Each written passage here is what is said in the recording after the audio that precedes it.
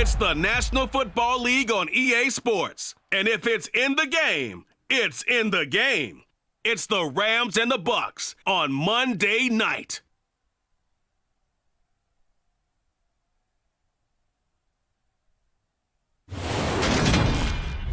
EA Sports coverage of the NFL has us on the west coast of the Sunshine State. Downtown Tampa's the spot, Raymond James Stadium. Tonight, we've got the crew set for what should be a real treat, a great Monday night matchup between the Los Angeles Rams and the Tampa Bay Buccaneers. And hi again, everybody. Alongside my partner, Charles Davis, I'm Brandon Gaudin. And Charles, when you and I were going through our final run-throughs at breakfast, we kept thinking tonight we're going to get to see a couple of very good passing offenses. And we're talking about both sides having multiple receivers that can have an impact on this game. It's not just one guy that's going to make all the plays. If you take him away, maybe number 2, number 3, they make the big plays that impact who wins the game.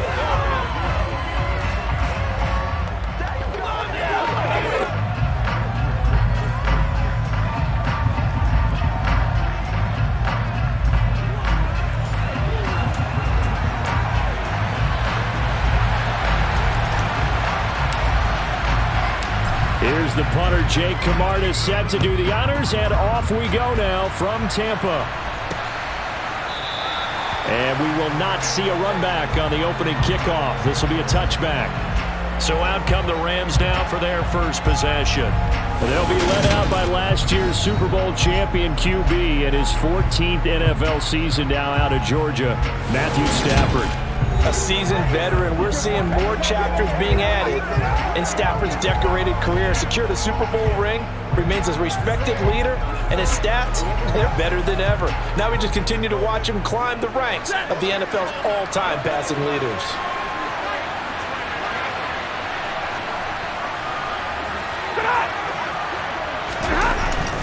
A man who played his college ball in Tallahassee, here's Cam Akers.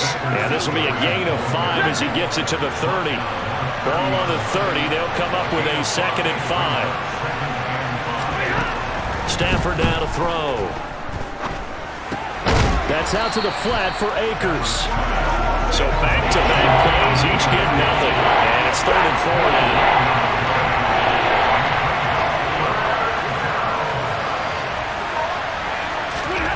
Throwing is Stafford. And he fires one that's intercepted. Picked off by Levante David. And the Bucs are going to take possession of the football. That's kind of a double whammy. I mean, the interception on the opening drive, that's one thing. But to give him this field position, that's another. Absolutely perfect start for this defense. They take the ball away on the opening possession.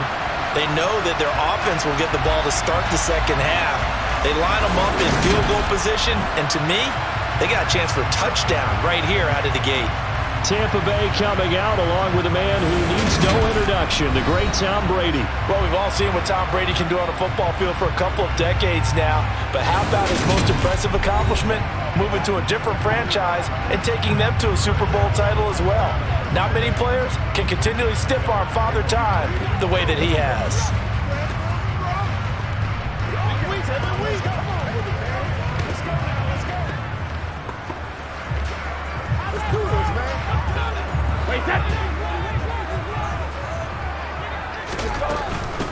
First down, here's White. 3 yards on the pickup there, and it'll be 2nd down. Well, that's just a pile of bodies there, and that's when you kind of find out who's a tough guy, right? Who can stand up and make a play. It was only a 3-yard run, but for both sides, they had to walk away from that feeling like, okay, I can stand up when the going gets tough in here. Now Brady gets away with one. Lucky, could have been intercepted, but it falls to the ground. The turnover put him in great field position. They don't want to squander it with 3rd down coming up. No, not at all. And you know what else you do? You make your defense mad. Yeah. They got you the football, gave you a great opportunity. You got to cash in and get some points. And stopped a few yards shy of the goal line at the 3. They're able to convert on third down, and that sets up a 1st and goal. That's a sharp throw right there on third down. They're looking to get the first points of the game, and they certainly don't want to be on a field goal. So that's a nice job to get the hook up and set up a 1st and goal.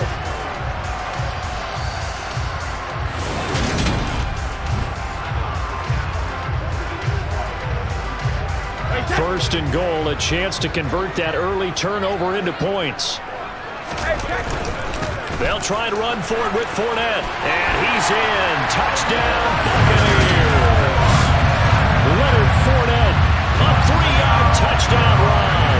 And the Buccaneers take the early turnover and convert it into an opening touchdown. But just power football there down near the goal line.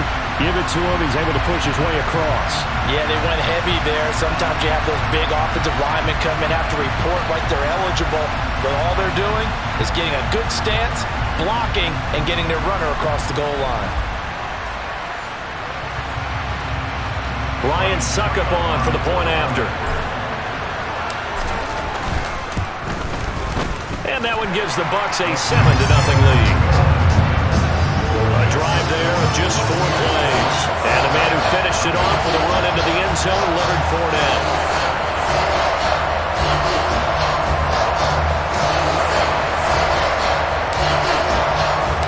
The kickoff team on the field now as they will send this one away. And they'll start at the 25 as Powell decides against returning it. So the Rams coming back onto the field, their 2nd drive of the game. Now remember, the last time out, they threw the interception. That led to the touchdown, so now time to regroup. It certainly is, and their goal right now as they go back out on the field, a calming drive. Something that takes the ball, keeps it for a while, lets the defense relax a little bit, and lets the offense regain confidence in their game plan. He'll be dropped after a gain of about 6 across the 30 to the 31. They'll come up now 2nd and 4 from the 31. Stafford going to give this to Akers. And tackled down after a gain of 3. Leaves him with 1 yard to go on 3rd down. And that's some good tackling there to keep him short of that yellow line. Yeah, defensively, all I'm thinking is that on that play, get me to 3rd down. Get me into a position where I can make one more play and get my defense off the field.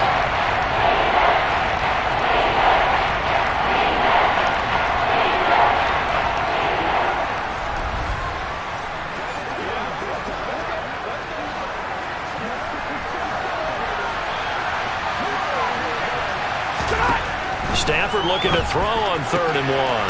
He'll get this to Akers out of the backfield. And he goes out right around the 39. Give him the 3rd down conversion, 5 yards on the play. And already down 7-0 after the touchdown a minute ago, so a 3-and-out here would not be ideal for them. Nice job finding his receiver there, and they get the 1st down.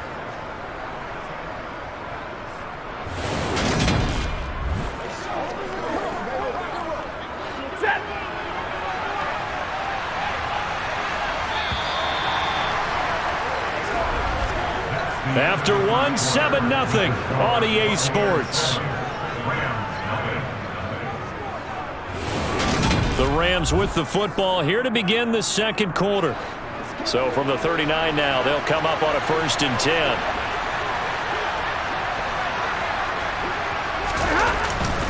They'll run on 1st down with Akers. And he is met in his tracks behind the line of scrimmage. He'll lose a yard there, and it's 2nd and 11. That was well played there defensively. 2 tight ends in the formation, which essentially gave them 7 blockers up front. Hard to imagine with all that size and beef that they could let a tackler through. But that's exactly what happened. A loss resulted.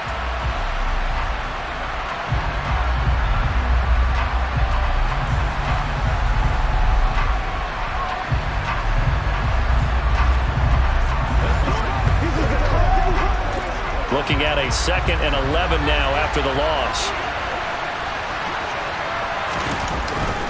They'll go again here with Akers. And the defense on him quickly there as they stop him at the 40 for a gain of just 2.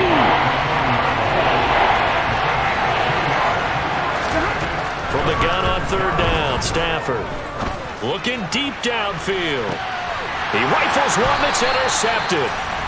Mike Edwards picks it off, and the Buccaneers are going to get the football back at their own 17. Well, I tell you, Brandon, this ball's intercepted, but it is third down. So the silver lining is that since this is so far down the field and there wasn't a big run back associated with it, really this kind of works like a punt. It's not an altogether bad result. Tampa Bay, they're getting ready to set up shop here for their second drive. They've got the 7-0 lead. Now they've got the football back after their defense got the stop, CD. And you get the feeling if they could score here, they really have all the momentum on their side. And you just wonder right now, is the quarterback and the play caller totally in sync? Are they of one mind that, hey, what worked last time, let's keep doing it until they stop us? Or do they go to a different section in the playbook, show them something different? Either way, they want a repeat of their first drive. They had a chance to limit his yardage, but he was able to fight off that tackle. So it's not just the responsibility of the guys who missed the tackles along the way. It's all 11 on defense, able to stop this guy, unable to do it on that play. They've got to find a way. How about his ability to break through and gain that yardage?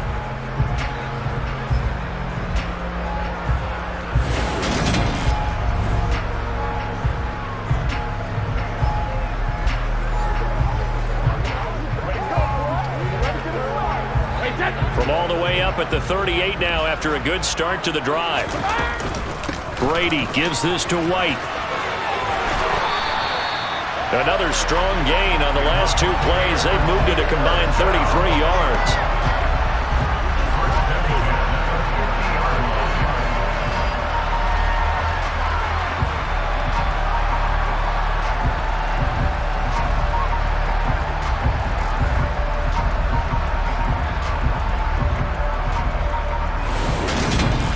Two minutes on the clock, second quarter, 7-0 ball game.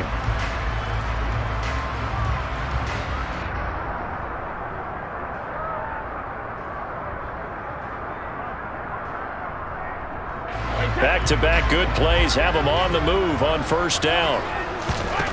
From the midfield stripe, they'll look to throw. It's caught by Mike Evans. And he's going to be taken down at about the 33. But it certainly doesn't matter if it's been through the air like on this play or on the ground. I don't know what's going on with this defense. In a sense, they've been AWOL on this drive so far. 3 plays, 3 first downs given up. They've got to find answers, and they've got to find them quick.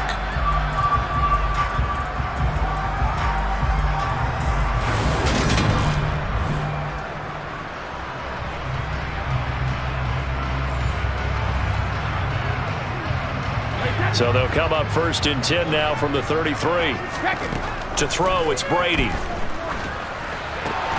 Gets it out quick. It's Gage on the slant. And he's brought down here just outside of the 20. And a good quarterback facing zone coverage. If he has just a little bit of time to survey the scene, that's what's going to happen. No doubt about it. If there's no pressure, he's going to continue to pick them apart because he'll have all that time to find someone open downfield. You can only cover for so long.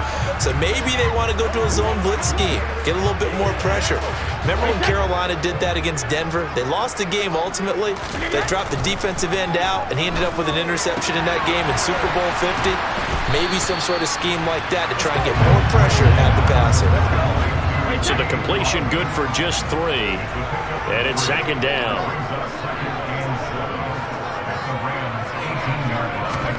Again, they'll throw with Brady. Shoves him aside. Looking for Godwin, and he's got him complete. Now the Bucs going to use the first of their timeouts as they'll stop it with a little over 30 seconds to go in the first half of play. I think that's a big pickup for a first down because when you run a drag route against zone, you're sometimes asking for trouble because you might run into a defender. Yeah, well, there they ran into a first down. Executed it to perfection.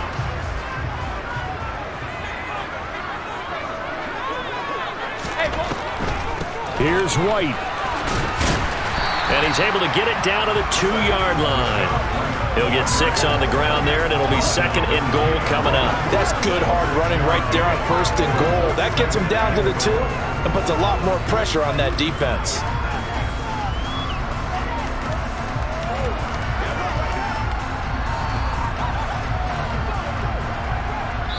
And they'll burn the timeout with 5 seconds left.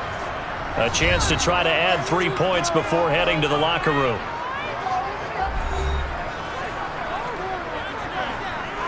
Now with 5 seconds left, not really enough time to run another play and then stop it. So on comes the field goal unit.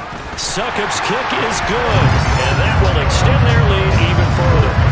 So 3 points on the board, as easy a field goal as you're going to get, but I can see you shaking your head. I love that peripheral vision of yours, partner, because to me, if it's the fourth quarter and you're up 6, I get it. But now, even if you run and don't get in, you're still setting them up to go a long field, 98, 99-yard drive. How do you look at your defense and not give them that opportunity? So barring a touchback, this likely the final act of the half as the kick is away.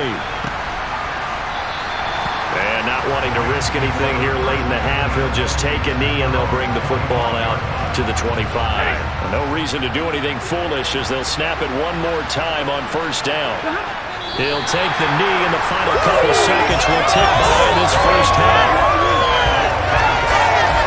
So we've hit halftime here in Tampa with the Bucs out in front. As we toss it an hour or so east of here to Orlando, it's Jonathan Coachman with our EA Sports Halftime Report. All right, BG, thanks very much. And welcome one and all to our beautiful new downtown Orlando studios for this EA Sports Halftime Report. First, though, a check of the next-gen stats in that first half for the Rams. And they will need to get this passing game in gear, because they did not do much of anything in that first half.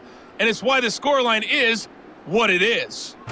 Meanwhile, for the Bucs, we check out their numbers on the ground as they'll try to keep the momentum going into the second half.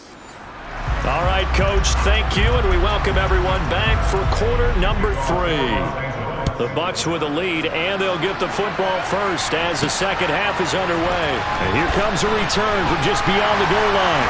And he'll get it up past the 20 to about the 22. The Bucs ready to go here to begin the third quarter.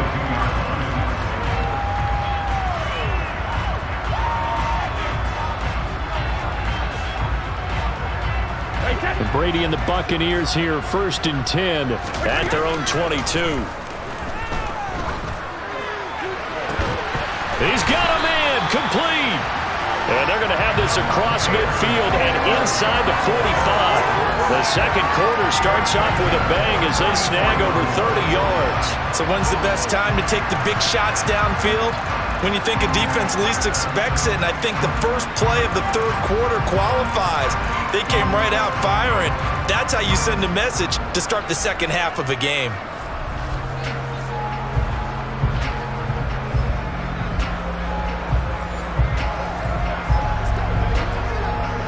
So the big play gets him across midfield now for first and 10.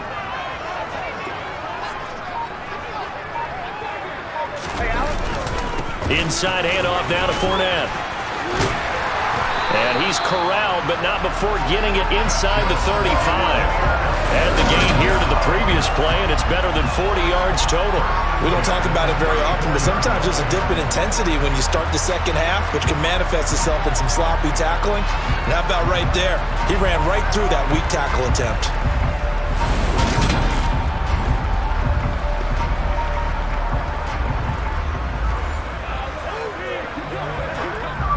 From the 34 now, here's first and 10. They run straight ahead here with White, down to about the 32.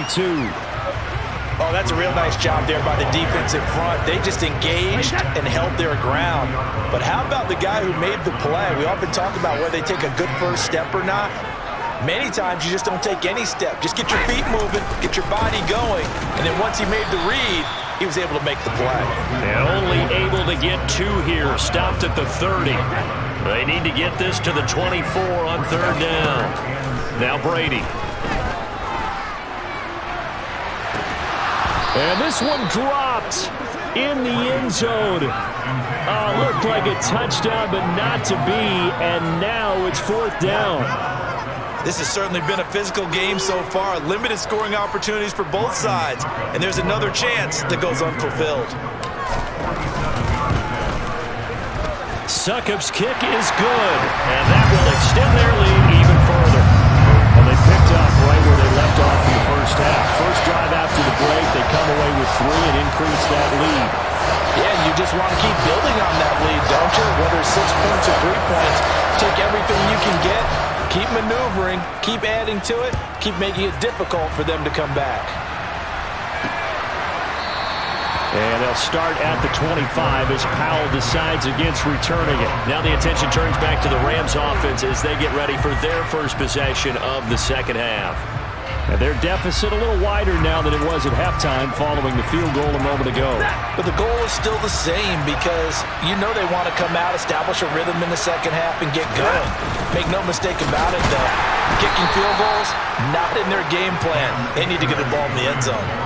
Levante David in on the tackle. The last play got just a yard. Here's 2nd and 9 from the 26. Going right back to Akers.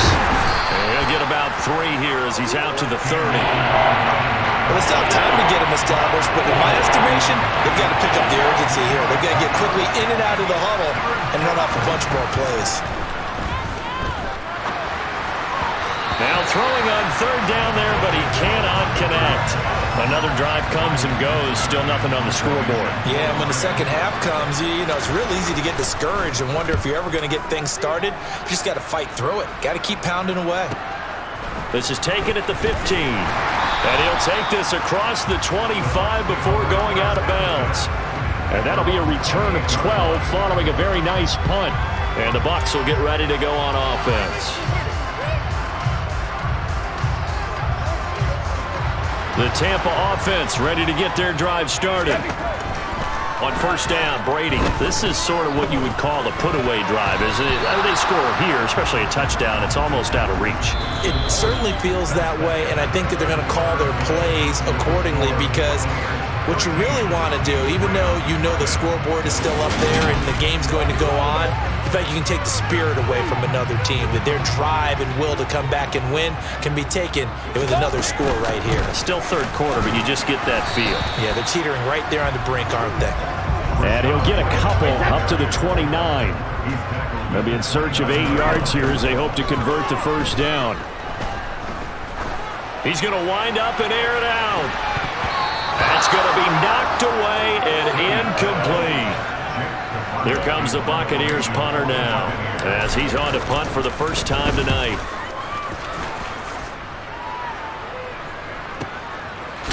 And all deep in his own territory, he coughs up the football. Inside the 20.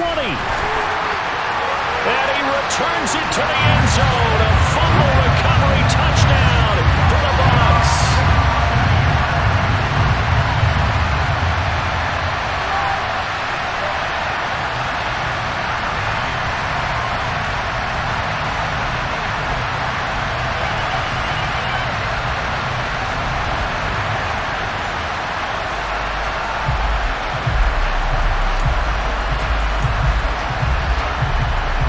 And now they'll empty the backfield here as they elect to go for 2.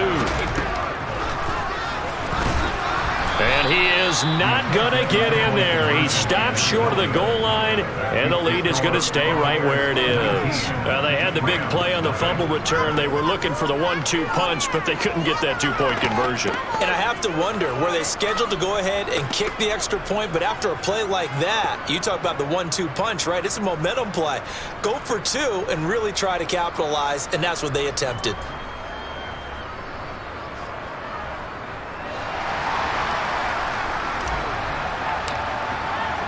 And you can bet they're preaching 2 hands on the ball here as the kick's away following that fumble return.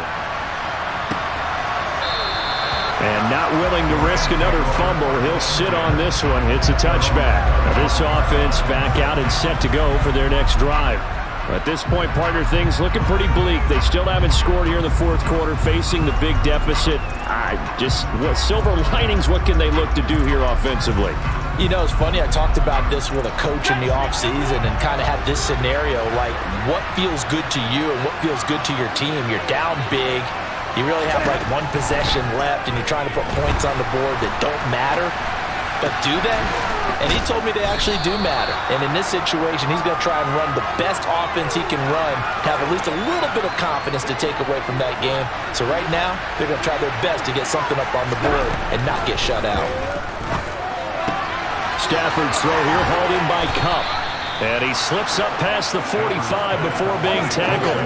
That his first catch so far. They've held him under wraps, but he's got a first down there. 2 minutes left to play in this football game here on EA Sports. So it's Rams football here as we get you reset. They've got a 1st and 10 as they search for a late score.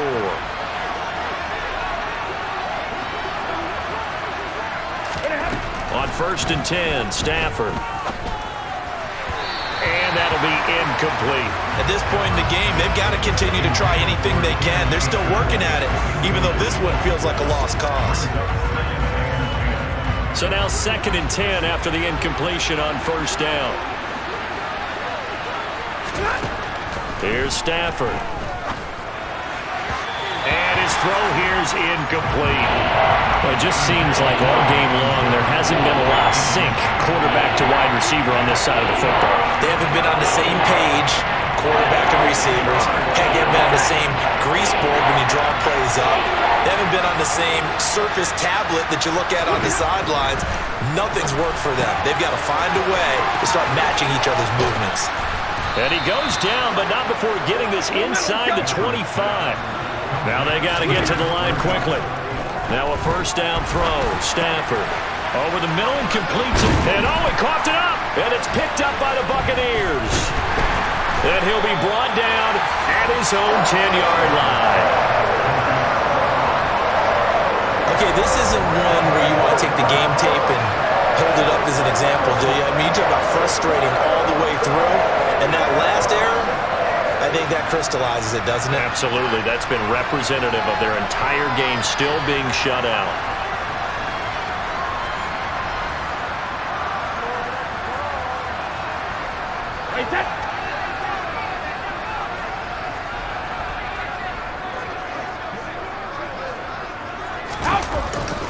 They'll try and run some clock with Fournette. And space opens a bit as he gets it across the 15 to the 17-yard line. 43 yards rushing for him now to this point. I know that every now and then we get in those meetings with coaches, and you almost want to roll your eyes when they talk about staying on schedule when they're moving the football. But would you say a 7-yard run is ahead of schedule? 4th quarter with a lead, you love that, don't you? No doubt about it, because staying on schedule is trying to get 4 downs on 1st down. They did that plus 3.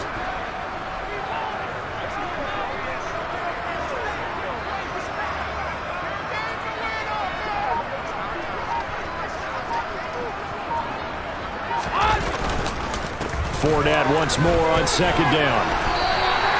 A gain of 5, good enough for the 1st down. And Brandon, this is where it pays to have a big back who can take over a football game, especially in the 4th quarter when you've got the lead, your ability to not just wear people down, but close games out.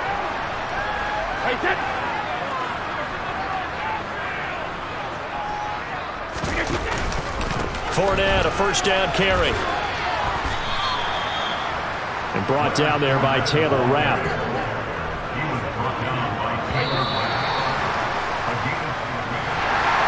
Certainly not the highest of scoring games, Charles. Their offense did some okay things, not a lot of points on the board, but enough for the win with how their defense was playing in this one. Yeah, they certainly brought their A-game, didn't they? They weren't fooled by anything that was presented to them from start to finish. That defense, they might as well have told their offense, guys, just kick a field goal. We've got it today.